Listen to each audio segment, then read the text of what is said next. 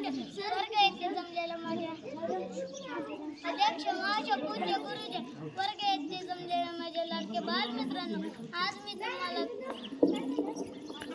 प्रजासत्ताक दिनानिमित्त यशवंतराव बद्दल काही 4 शब्द सांगणार आहे. ते तुम्ही शांत चित्तेने ऐकून घ्यावी अशी माझी नम्र विनंती आहे. फुलाने फुलायचं असतं, सुगंधाने दरवळायचं असतं. फुलाने फुलायचं असतं, सुगंधाने दरवळायचं असतं. आणि खरं व्यक्तिमत्व म्हणजे यशवंतराव चव्हाणांसारखं घडवायचं असतं. यशवंतराव चव्हाणांसारखं घडवायचं असतं. नमस्कार सर्व श्रोते, मी शंभूराजे धनंजय माने, इयत्ता 3री. माझ्या शाळेचे नाव जिल्हा परिषद प्राथमिक शाळा काचवंडी.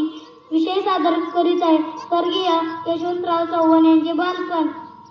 कृष्णापाण्याच्या प्रतिसंगमी वसली सुसज्ज कराड नगरी. उंच उंच 2 मनोरे दक्ष देतात त्याचे साक्ष. थक्क होते नजरे जाऊन पाहणाऱ्यांची मन हर्षलित होते. येता दर्शन यशवंतरावांच्या समाधीचे, यशवंतरावांच्या समाधीचे. ठाई ठाई पाणावलेली सह्याद्रीची पाटी, देवरत्नही जन्मला विठईचे पोटी. चीनचा आकर्दन काळ महाराष्ट्राचा शिल्पकार. चला करू यशवंताचा जय जयकार, यशवंताचा जय जयकार. अरे कोण यशवंत आणि कशाचा जय जयकार? हे दुसरे तिसरे कोणी नसून देशाच्या राजकारणातील एक महान नेतृत्व लेखक, देशाच्या विकासासाठी झटणारे आधुनिक महाराष्ट्राचे शिल्पकार, महाराष्ट्राचे पहिले मुख्यमंत्री यशवंतराव बळवंतराव चव्हाण. पूर्वीचे सातारा जिल्ह्यातील आणि सध्याच्या सांगली, तासगाव, खानापूर, वाळवा सीमेवरील देवराष्ट्र गावातील पिता यशवंतराव चव्हाण, बळवंतराव व माता विठाई या दाम्पत्याच्या पोटी 12 मार्च 1913 रोजी यशवंतरावांचा जन्म झाला. बळवंतराव शेती करत. घरची परिस्थिती अगदी बेताची होती. यशवंतराव 5 वर्षाचे असताना पितृछत्र हरवले, पण आई विठाई मोठी धीराची. कंबर कसून तिने आपल्या पिल्लांना वाढवले, मोलमजुरी केली, डोक्यावरून ओझे वाहिले. यशवंतरावांवर खूप चांगले संस्कार केले. कृष्णाकाठमध्ये यशवंतरावांनी आपल्या आईची आठवण काढली. त्यांची आई म्हणे, नका बाळांना डगमगू चंद्र सूर्य जाई ढगू, नका बाळांना डगमगू चंद्र सूर्य जाई ढगू. या आईच्या शिकवणीने यशवंतरावांना पुढे जीवनात उभे केले. यशवंतराव शाळेत शिकत असताना अनेक छंद होते. उदाहरणार्थ गणेशोत्सव, नाटकपाने असे अनेक छंद जोपासले होते. यशवंतरावांचे 4थी पर्यंतचे शिक्षण देवराष्ट्रे या गावी झाले. देवराष्ट्रे त्यांच्या खेळणे पोहणे हेच त्यांचे छंद होते. यशवंतराव शाळेत खूप हुशार होते. टिळक हायस्कूलमध्ये शिकत असताना मी यशवंतराव चव्हाणांना या प्रसंगातून आपले ध्येय त्यांनी शालेय जीवनात मांडले. यशवंतराव विद्यार्थी दशेत असताना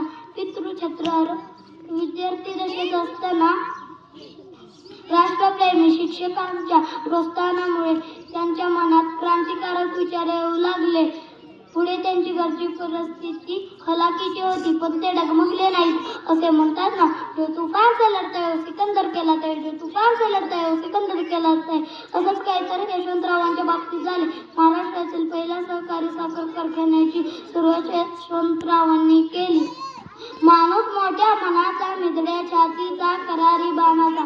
आजचा हा महाराष्ट्र यशवंतरावांच्या विचारावर उभा राहिला आणि 25 नोव्हेंबर 1984 काळ रात्र ठरली. यशवंतरावांनी शेवटचा श्वास घेतला. सांगायचं होते शेवटाच की ज्यावेळी यशवंतराव गेले त्यावेळी ते कोणत्याही पदावर नव्हते, परंतु संपूर्ण महाराष्ट्र ढसाढसा रडत होता, ढसाढसा रडत होता. जाता जाता एवढंच म्हणे, घसल्याशिवाय धार नाही तलवारीच्या पतीला. घसल्याशिवाय धार नाही तलवारीच्या पतीला. यशवंतरावांच्या विचाराशिवाय पर्याय नाही या महाराष्ट्राच्या मातीला, पर्याय नाही या महाराष्ट्राच्या मातीला. जय हिंद, जय भारत. माझा नमस्कार. माझे नाव श्रद्धा आहे. मी आता पहिली शिकत आहे. आज 6 जानेवारी आहे. आज आपण भारताचा प्रजासत्ताक दिन साजरा करीत आहोत. सर्वप्रथम सगळ्यांना प्रजासत्ताक दिनाच्या खूप खूप शुभेच्छा. प्रजासत्ताक दिन हा राष्ट्रीय सण आहे. आज आपण देशासाठी लढणारे सर्व शूर वीरांना वंदन करू. ना जातीसाठी लढले, ना धर्मासाठी लढले, ना जातीसाठी लढले, ना धर्मासाठी लढले. शूर भारतीय वीर फक्त देशासाठीच लढले. शूर भारतीय वीर फक्त देशासाठीच लढले. एवढं बोलून मी माझ्या छोटीशी भाषण होते. जय हिंद. जगले ते देशासाठी अन देशासाठी हुतात्मे झाले. जगले ते देशासाठी अन देशासाठी हुतात्मे झाले. भारत मातेला त्यांनी गुलामीतून मुक्त केले. भारत मातेला त्यांनी गुलामीतून मुक्त केले.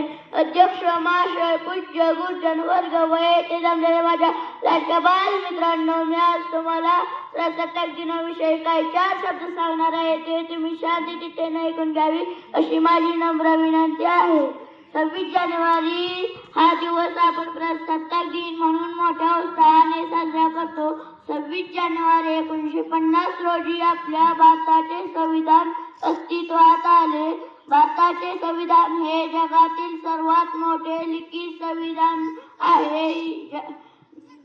या दिवशी आपला भारत देश सार्वभौम, समाजवादी, धर्मनिरपेक्ष व लोकशाही प्रधान गणराज्य बनला.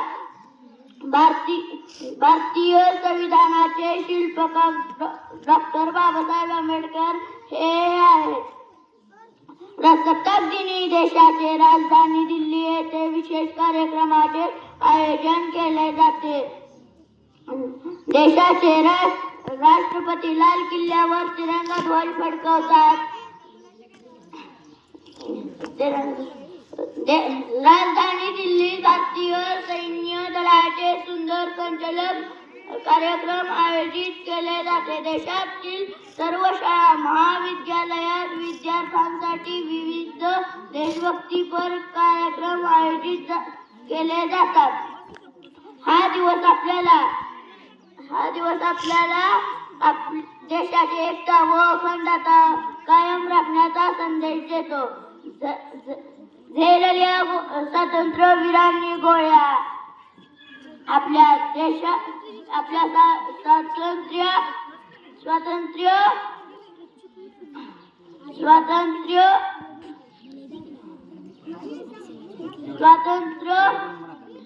एवढे बोलून मी माझ्या भाषण संपवतो. जय हिंद, जय भारत.